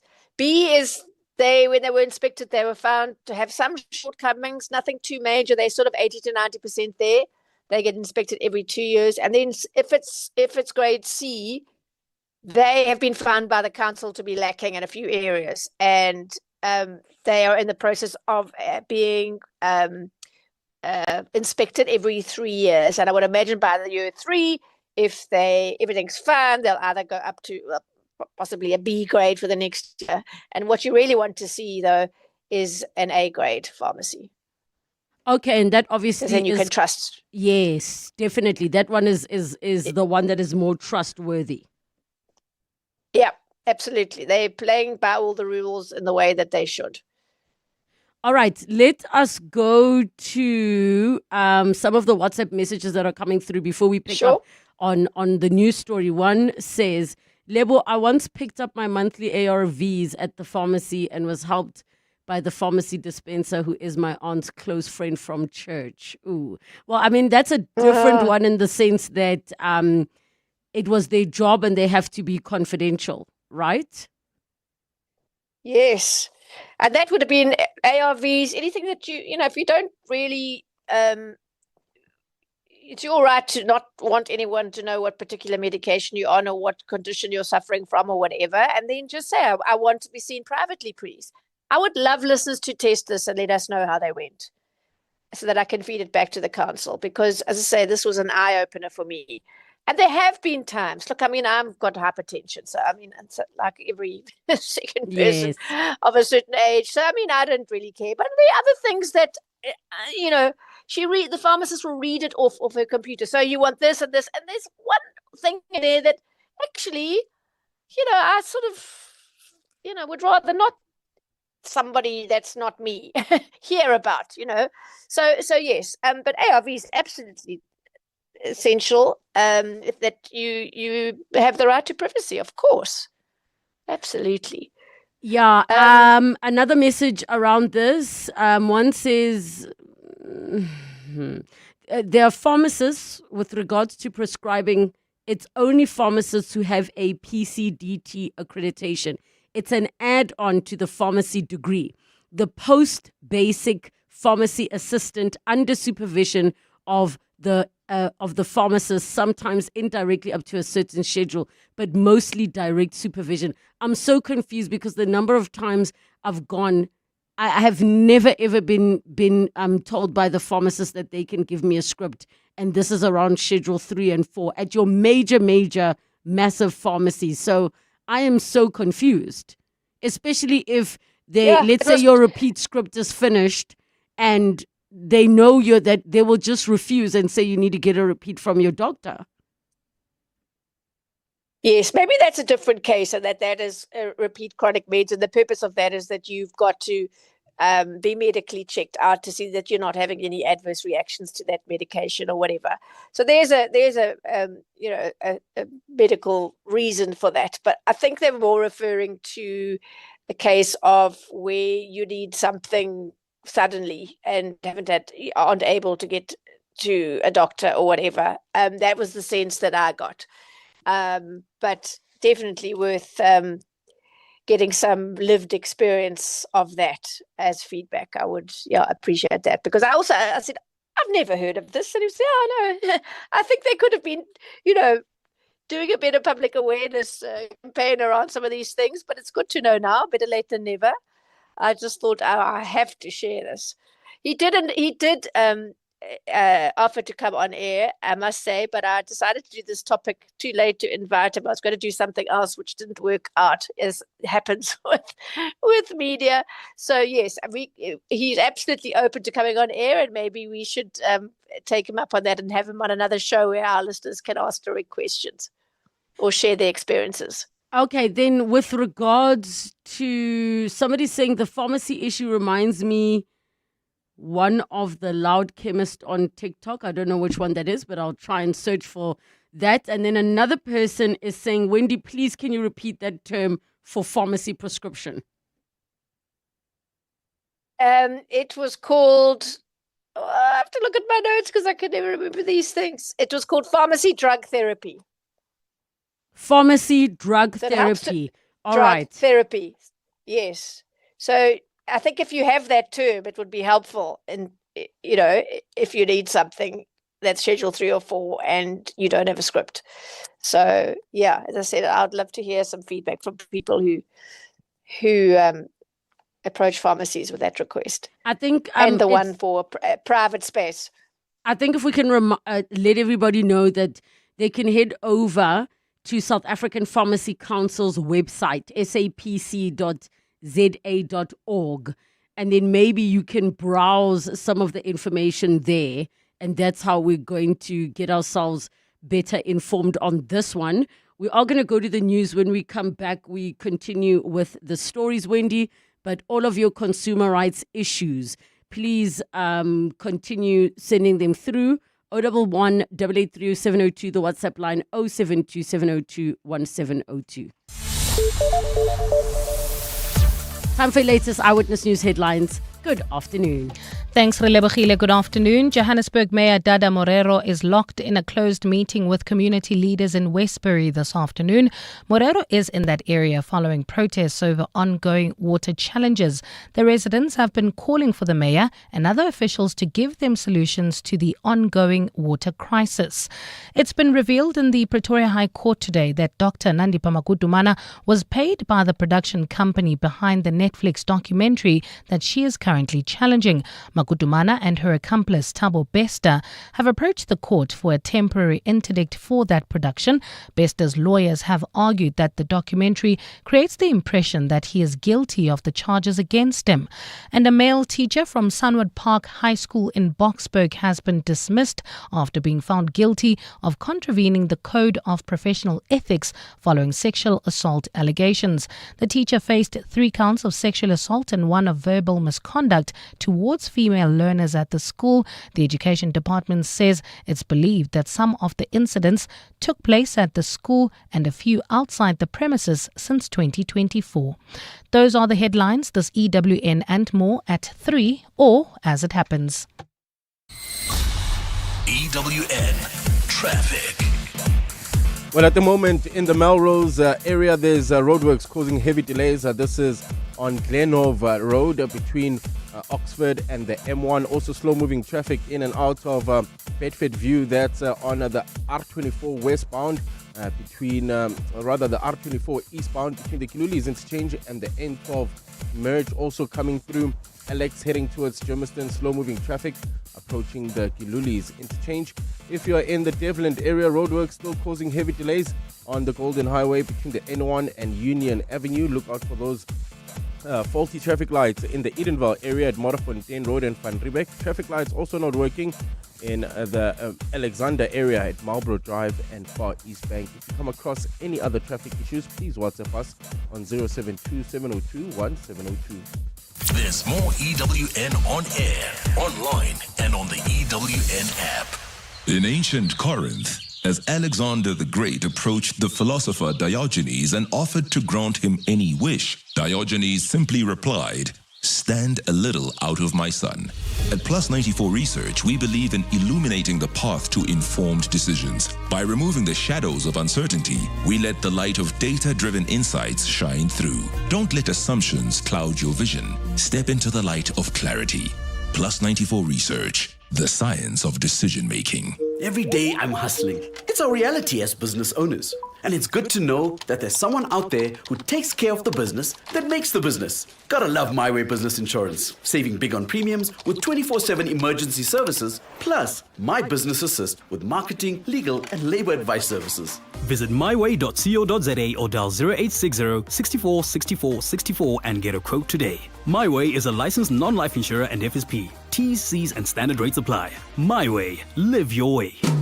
If you want to know about the heart and art of jazz, look no further than the Standard Bank Joy of Jazz Festival, a grand ensemble of over 50 world-class acts across 4 stages for 3 whole days. That's right, from the 26th, 27th and 28th of September. The Sandton Convention Center will be demure and sophisticated as the fine Standard Bank Joy of Jazz 2025 takes you deep into the heart, the art and splendor of jazz. Take me there. Book your seat via Ticketmaster now. Backed by popular demand, legendary jazz icon Kenny G will be performing at the Super Bowl at Sun City on Friday, the 3rd of October. Get ready for an unforgettable night of timeless hits and pure musical magic. Get your tickets from webtickets.co.za. Brought to you by Breakout Events and 702. 702 and corporates that care with Ekwele are talking about Ekwele's commitment to uplifting communities across South Africa. From Ekwele's side, we get a lot of requests for water. I think the access to clean drinking and safe water has become a daily challenge for many people. So we get a lot of requests. We really deliver hundreds and thousands of bottles every year. Recently, we saw a need for a more longer-term solution, more sustainable water solutions. When we turned 25, we delivered 25 water tanks to 25 communities all over South Africa. And it was really heartwarming to see what a difference a tank can make. The first tank we put up was at a school in Groudville, and because KwaZulu-Natal, and the principal told us now they don't need to close their school anymore because sometimes they had to close school early because they didn't have water. Aquele, making a positive impact one drop at a time. Learn more at aquele.co.za. 702. Let's walk the talk. Coming up On 702 Drive with John Perlman. 702 Drive coming up from 3 to 6 p.m. with John Perlman. John, how are you doing? Doing well, thanks. And you, good afternoon to the listeners. I am doing well, thank you very much. I have to ask what your thoughts are on the concept of speaking ill of the dead or respecting the dead. Yeah, I mean, I listened to a good chunk of your conversation, and what was interesting for me was virtually every time anybody said something, I kind of thought, oh, that's quite a good point. It was a brilliant discussion because it's kind of clear-cut until it isn't. But the story you told to illustrate the point you're making, I thought was a really poignant one. The thought that occurred to me was not to speak ill of death. And I'm not just playing with words here, but for me, there's a thing of timing. So I think there are kind of moments where you respect the living, and that's complicated, by the way, with the story you told, where you suggested that the man who had passed, his family was complicit in the abuse he subjected his family members to. So I absolutely get that.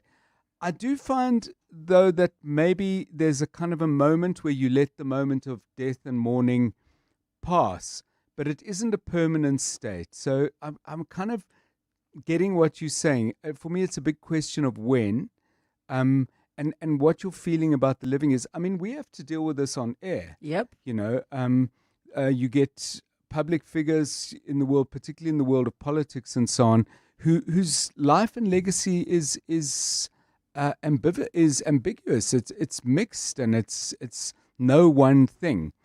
My instinct is always to kind of have a day of acknowledging the fact that they're passing is being mourned, but that's not a permanent state where you speak uncritically of them forever after. It's tricky. I'm sorry I can't be more crisp in my answer, but I think that was the strength of your topic, that I kept thinking to myself, yeah, but hang on, you know, so you got me thinking. Look, it's a case-by-case basis. Yeah. I believe in the concept of tact. So I don't necessarily believe, and it's easy in the age of social media yes, to just post bang, bang, the witch is dead, whatever the case may be. In real life, it's not like you would be going to the family's house with cake and celebrating. Yes. You know what I mean? Yes, so yes. there's also that proximity where we think we're so close, but we're not close at all. So I also recognize that social media is this little bubble which people think is real life, where it's not. And in the sense that it's a portion, it's curated parts of life. So I do believe in tact. I do believe in even if something is true, even if it is unkind, it still might not be necessary to say. Now. Oh, yes, that too. You see, because the timelines of these things, and I'm not going to go into the details, but I have been in that situation a few times. Wow. In my journalistic career, and I remember saying to people, "Let's wait for the funeral, and then let's get into a more, complex, but also perhaps more accurate review of the person's life." But look, you know who's no certainties from me, I'm afraid. You know who's so graceful? I saw former President Barack Obama sending the most beautiful message of condolences to Charlie Kirk's family. Ever so poised and graceful. And I believe that he is not necessarily the type of person that wouldn't have a real opinion, but he understood in that moment what was required of him because of who he is and his position, and those words were important. But there will come a time where somebody like himself will be like, well, you see? So to everybody I see, I'm seeing tons of messages and comments saying, what are your thoughts on this Charlie Kirk? And my answer right now is simple. He literally died the way that you lived. it is almost like life doing the irony thing. And yeah, now we're talking about it. Yeah. Now we're talking about it. We absolutely are. What's coming up on your show today? So coming up on the show, lawyers for Thabo Best and Dr. Nandipa Magudumana in court today, looking to get an urgent interdict against the flighting of a documentary on the two of them that Netflix plans to show, put on air tomorrow night. We'll hear about the arguments in court. Also a very interesting matter. I'll be keen to get the opinions of our listeners on what they think. Obviously, issues around Joburg were waterfront and centre. We're going to look at that in detail after 5. We're waiting on Executive Mayor Dada Morero, who's going to be giving the city's view on what's happening. That'll be coming up a little bit later in the show, sometime after 5, depending on when that press conference finishes. A couple of interesting by-elections yesterday. We'll talk about those with Wayne Sussman after 4. And then a very, very interesting take on the motor industry by Financial Mail journalist David Furlonger, looking in particular at the impact of Chinese cars on the South African motor industry, not just on us, the consumers of these vehicles, but on that industry where people actually make cars and earn a living doing so. So that and plenty more on 702 Drive. 702 Drive with John Perlman, coming up from 3 to 6 p.m. 702. Nola knows. The lines are open. We continue with Wendy Nolan, our consumer rights feature, Nola Knows, and we take your calls on 011 8830702, the WhatsApp line 072 702 1702. Wendy, we pick up where we left off. And there was a question here, and I know we're not going to be able to answer them, but there was a question on the WhatsApp line that was asking if pharmacists are able to prescribe their diabetes medication for them. I can't see it being signed anywhere, but my assumption, Wendy, is that for certain, like as you said, chronic illnesses, you probably can't, because those individuals probably need to go to specialists or physicians to get checked before their script is filled out and things like that. So I would imagine that there would be restrictions. I would say so, but let's get Vincent, the Pharmacy Council CEO and registrar, on in a future show, and then we can have all these very specific questions asked directly to him. Perfect. Okay, so the next story. It is now for something completely different. Regular Yes. listeners will know that I have got a thing about shrinkflation. So that's when manufacturers need to increase the price of goods because their input prices have increased, and that's fair enough. But instead of just taking keeping the product as it was and then just make it more expensive, they go through this whole elaborate process of repackaging to make it slightly smaller. They don't, by law, have to say this is now smaller. They just have to make sure that the correct grammage is indicated. So the latest one that a listener, Dean, alerted me to was a Lux soap. I'm calling it Lux Light now because it's gone from 175 grams to 150 grams. So 25 grams smaller. And Dean said he actually copied me on a letter that he wrote to Unilever saying, you snuck a 150-gram bar into newly branded packaging, replacing the 175-gram bar, and then you increased the price. I understand you are profit motivated, but can the consumers of South Africa not get a break? So I asked Unilever about this and what had prompted the move. And then I also asked, I'm pretty sure Lux was 200 at one point. When did that reduced to 175? So Unilever said, yes, we have made it smaller. It wasn't our intention to deceive customers. So we've made sure that the grammage is correctly displayed on the front of the box and that it's visible. Well, that's a legal requirement. If they were making the bar bigger, you can be sure that the new package would have said, no, bigger bar, so that we couldn't miss it. But when they make things smaller, they'll just put the correct gram there. And if we notice, we notice. If we don't, we don't. So, yeah, with regard to pricing, they said the recommended selling price that Unilever shares with retailers remains unchanged. So they're saying if it is more expensive, it's because the retailer is deciding to do that and they don't have any control over that. She said, Unilever said there may be variations in pricing across different platforms and stores with the South African consumer in mind. This pack change does come with deeper promotional activities, averaging around 5% more. So basically, the smaller bar is subject to some promotion, some discounts, and that varies from store to store. But actually, what they've done to, pass on the input costs of producing the Lux bar, that little iconic bar in South Africa, is not to put the price up, but it's to make the bar smaller. So we're paying the same essentially, but we're getting less. We're getting a smaller bar, and yeah, that's what really more affordable means. Really, is that you're paying the same, but you're getting less. So that's the latest on the shrinkflation list. Lux bars now 150 grams instead of 175. And as always, when we discuss these things, you have to wonder, where's the limit? Or at what point are they going to think, okay, we can't make the bar smaller. We're just going to have to make the existing bar more expensive. Which sucks, because I'm seeing somebody saying here, frozen veggies have now moved from 1 kilogram to 900 grams. Yeah, it's everything. And as I say, where does it stop? If they're doing these 25 grams, a time, and so we hopefully don't notice. They're not going to take you, too far. They're not going to reduce it too far, because then there's, it's very noticeable and lots of resistance. But, every year or a couple of years, it gets smaller and smaller. So how low are they prepared to go? I guess we're just going to have to wait and find out.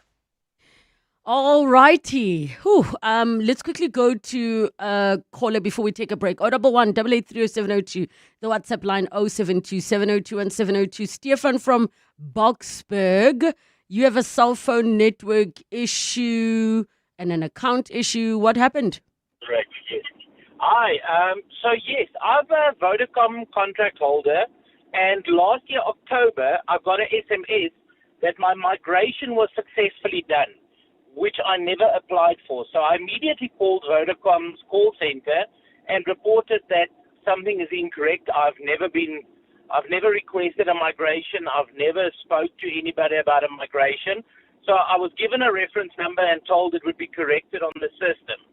And 11 months later, I still can't get any feedback fromVodacom. Every time I phone them, Stefan, they tell me to drop all the business please just lines. be, Stefan, just be careful. You're mentioning the brand, right? Which makes it tricky. Our producer does let everybody know that comes on air. Don't mention the brand unless we are... Nobody told me. Okay. Okay, no problem. All right, so you're saying that there's nobody that's been able to assist you? 100%. So I've been phoning the customer care center for 11 months. Every time I just get told they can't tell me anything, it's under investigation. I've gone to branches. The branches tell me they can't do anything. They have to send an email to head office. Then they send the emails and CC me in, and zero communication. So literally, this company has been stealing my money for 11 months because they put me onto a higher contract and I can't get any feedback. Sure. Okay, can I ask you a question? Is this your primary contract, or was the second fraudulent one taken out? Or so they just chose to unilaterally migrate you without authorization and you're paying for it? That is correct. What's the price difference? What they basically did, the price difference is about 270 Rand a month that the contract went up. And like I said, I was given a reference number, told it would be reversed immediately, and 11 months later, I've sat at branches for hours, I've sat on the phone for hours, and nobody is willing to come back to me. The only answer I get is it's under investigation. Okay, that's enough to test anyone's patience. So here's what I'm going to say. You send me an email with everything documented, dates, cell phone number or contract number, and I will take it up. I've just sent an email before we came on air about, I thought you were going to say it was a fraudulent contract. In this case, it's a fraudulent contract, which they've sorted out, but 10 months down the line, this poor man still has a adverse listing on his credit record, and so he can't get any new credit. So I've just sent one. We have to. I have to do it now because you mentioned the name on air. So I'll be happy to do that if you give me all the details. The best way to do it is to go to my website, which is wendynola.coza, and there's a click on consumer complaints, and there's a form there that prompts you to give hopefully all the information that I need to help you. All right, Stefan, stay on the line. Our producer will give you the details. We're going to take a break. 011 883 0702. The WhatsApp line 072 702 1702. 702 delivers on the matters that matter to you. I am Alula Madlamini, an avid Talk Radio 702 listener. Have been listening since way back when it was medium wave all the way till now. Talk Radio 702 is, it forms part of the network of what my life is made up of, you know, from God to my family to my joy. 702 is my magazine of life. The depth and width of knowledge, from fun to spiritual knowledge and fulfillment. So I find everything on 702, so much that it is the only radio station that I listen to from Monday to Sunday. I am totally sold out on Talk Radio 702. Thank you for sharing your thoughts. so we can deliver more on what matters to you. 702 listens. Let's walk the talk. At the heart of global conversations shaping the future, Africa's voice matters more than ever. As Africa's largest bank by assets and lead sponsor of the B20 Summit, Standard Bank Group is proud to spotlight the continent's growth, partnerships and potential on the world stage. Through informed dialogue and powerful partnerships, Standard Bank is driving sustainable growth where it matters most. Standard Bank is an authorized FSP and registered credit provider. One festival, endless flavor, and 2 unforgettable days of timeless music. The DSTV Delicious International Food and Music Festival, powered by Lotto Star, returns on 20 and 21 September at Kyalami Grand Prix Circuit. On Saturday, the stage erupts with Don Toliver, Questa, and Nkabi Zezwe. Then on Sunday, experience the legendary Lauryn Hill, Wyclef Jean, Lyra, and more. The DSTV Delicious Festival, powered by Lotto Star. Tickets at Ticketmaster. Zinzi, the Gen Z. Word on the street is you sold your car. Yes, and you know I needed a glow up. Hashtag no hustle, no hassle. So wait. The influencer got influenced by We Buy Cars. Oh yeah, no, absolutely. And they came to me. They checked the car, they gave me an offer. Oh, and they paid me immediately. Easier than an Insta Live, without the weird DMs at 2 a.m. I didn't understand half of the things you just said, but hey, We Buy Cars. Geared for the glow up, geared for you. The Johannesburg Philharmonic Orchestra presents its Symphonic Jazz Festival. Enjoy iconic South African jazz with full orchestra, big band, and rhythm section led by Marcus Wyatt. Featuring a stellar lineup of artists. Linda Auditorium on 24 September, 7:30 p.m. Tickets at Quicket. 702. Nola knows. 7 minutes to 3 o'clock. We continue with Wendy Nola. The lines are open 011 883 0702 and the WhatsApp line 072 702 1702. Wendy, I need to read you this message, which says, Relebogile, the only loyal brand that hasn't been reduced is Weet-Bix. Maybe it's because of the amount of milk it can take. I love that because it just it's a gift that keeps on giving. And maybe the milk producers are happy with that. If you want to, don't make them smaller; they won't absorb as much milk. I would have to check that out. If that's true, that would be quite something, really. So I thought that was I'm just old enough to know. I'm sure that they were once bigger. They just probably haven't been shrunk for a while. But let me not say that as a fact. I will find out the research that I do. I will find out. All right, we're gonna go to another line. Let me see how many I can squeeze in these last few minutes. Izzy in Midrand, you wanted to alert Wendy to this credit rule. Tell us more. Hi, guys. So the city of Joburg, when they send you your municipality bill, say your due date is the 15th, if the system sees it's not paid by the 20th, they put a pre-termination notice on your account. So essentially this means there's an added 366 rand to your bill for the following month. I mean, I get my statements between the 7th and the 13th, and they expect this payment on the 15th. I have nothing within 30 days, owing over 30 days.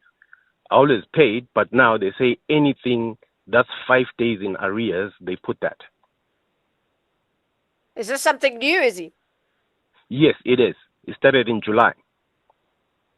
All along, the statement would say any account in arrears over 30 days will have that pre-termination notice. But I mean, I've never got to that point. I've been keeping a clean account for like 2 years. And then only in July, I realized my bill was a tad higher than normal. And then investigated and found that. Went to query it, and they said they can't reverse it. I have to pay it because my payment was more than 5 days late. Oh, okay. And is that a 366 a standard charge, or is it based on what you're owing on your bill? Is it a percentage? It's a standard charge. Okay. I'm going to have to I investigate also was that. not aware.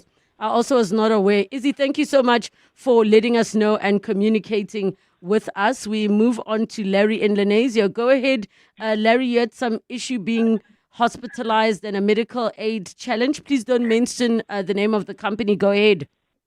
Thanks. Hi, Wendy. Thanks for taking my call. A quick one, right? So I was hospitalized. I had the authorization given to me, and I went for a procedure. When I got out of the procedure, everything went well, but they could not release me because of my blood issues. Okay? They kept me longer there, fine. And when I was discharged, then I get a bill, okay, to say, no, that I owe them money. So I phoned to find out why do I owe them when I have a very good medical aid. They said, no, that my medical aid declined the payment. I then get in touch with the medical aid, and after a long, hard, fast road, I then discovered that the hospital concerned did not apply for a fresh authorization. So currently I'm sitting with this bill. It's a huge bill though, and I just don't know what to do because I'm trying to finalize this. I phoned them. They just don't listen, and there's just many issues. How do you think I should handle this? That is a tricky one. I mean, obviously they were going to give authorization. You have to be in hospital because you weren't in a state to be discharged. So now they're relying on this technicality that the hospital didn't technically phone for authorization. So from where I sit with just what I have as facts of the matter, I would say the hospital is responsible for putting that right. They must waive those charges or make a plan. But what's 100% certain is that you shouldn't be left having to pay for that. You pay your medical aid, subscriptions every month, and you did what you were supposed to do. Who got the first authorization, Larry? Was that you, or I suppose it was you? The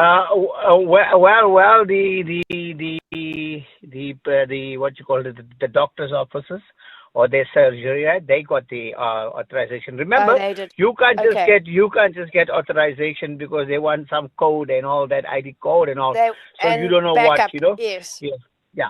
Just the one thing, Wendy, I wanted to check with you. Right? Remember, as a patient, I'm vulnerable. I don't know what's happening at that time. Right. All right. I need to, Larry, I'm going to just pause you and take you through to our producer because we've completely run out of time. Sam as well, please stay on the line so we can take your details and assist you. We're going to have to leave it there, but we'll pick it up and share feedback. Brush, stroke, paint, color, protect, and admire. From roof paint to exterior textures and interior silk, Warrior Paints has it all. The product range and stylish colors are amazing. And what's more, Warrior Paints has crushed prices for incredible savings. Enjoy that good old-fashioned personal service you deserve. For price, quality, variety and service, Warrior Paints is street ahead. Warrior Paints, affordable, lasting, luxury. That's the sound of your business growing. Whether you're starting out or scaling up, turn your passion into profit with Capitec Business Banking. Save up to 50% on fees. Get fast credit approvals, personalized support, and Forex for your business. Open your business banking account on our app. Bank on better with Capitec, the business bank for everyone. Capitec is an authorized FSP 46669. T's and C's apply. The BCCSA is calling for nominations. Do you know someone with broadcasting expertise? Nominate them to serve as a commissioner for a 4-year term starting 1 January 2026. Send a short CV and motivation to bccsa@nabsa.co.za. Nominations close 19 September 2025. Visit www.bccsa.co.za for more info. Thank you so much for joining us on 702 Afternoons. It's 3 o'clock. This is EWN. Joburg Mayor engages community leaders in Westbury, and Beauty and the Bester legal battle continues in court.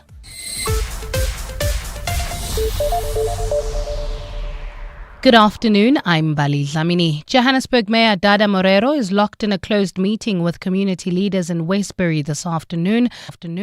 Morero is in that area following protests over the ongoing water crisis in the surrounding areas. The residents have been calling for the mayor and other officials to give them solutions to the dry taps. As a result of the water crisis, residents took to the streets this week demanding answers from the city. Yesterday, police and private security fired rubber bullets to disperse protesting residents. Jabulile Mbata is there. Joburg Mayor Dada Morero is now at a community hall in the west of Johannesburg, where he is meeting the community leaders first. Westbury community leader Melissa Davids. We really just need water. We don't need any more promises. We are drained, and all we are asking for the mayor is to find an amicable solution with his members. The closed meeting will be followed by a media briefing. He is also expected to meet with residents to provide feedback. Roads in the area remain blocked, and residents say they will stop protesting once a long-term solution is implemented. Jabulile Mbata, Eyewitness News, Westbury. Meanwhile, Mayor Dada Morero, together with Joburg Water, are set to provide an update on the recent water challenges at this hour. The briefing is also expected to provide sustainable solutions to the crisis. Thandoluhle Ngcobo has more. Executive Mayor Dada Morero, along with the MMC for Environment and Infrastructure Services, Jack Sekwale, and Joburg Water's Njabeni Mukweva will be providing an update this afternoon on the ongoing water challenges. The Commando system supplies the Hurstel, Brixton and Crosby reservoirs, which provides water to areas including Westbury, Westdean and Coronationville. Joburg Water says the water level at all 3 reservoirs are critically low, adding that high-lying areas are the hardest hit. The briefing is also expected to outline the measures being implemented to address these issues. Thandoluhle Ngcobo, Eyewitness News. Let's move to the Pretoria High Court now, where it's been revealed that Dr. Nandipha Magudumana was paid by the production company behind the Netflix documentary that she is currently challenging. Magudumana and her accomplice, Thabo Bester, have approached the court for a temporary interdict of the production. Bester's lawyers have argued that the documentary creates the impression that he is guilty of the charges against him. Bester, Magudumana and 7 others are accused of planning and executing his brazen escape from the Mangaung prison, where he was serving a life sentence. Khomotso Modise has more. Dr. Nandipha Magudumana's lawyer, advocate Lerato Muela, has told the Pretoria High Court that she signed an agreement with production company Storyscope, which she now believes is unenforceable. They rely on the contractual terms of what is called a licensing agreement to tell the applicant, Ms. Magudumana, that if for any reason you have a right to breathe in terms of the Constitution, that licensing agreement does not allow you to do that. Muela has also argued that the contract was not signed by the authorizing agent, making it invalid.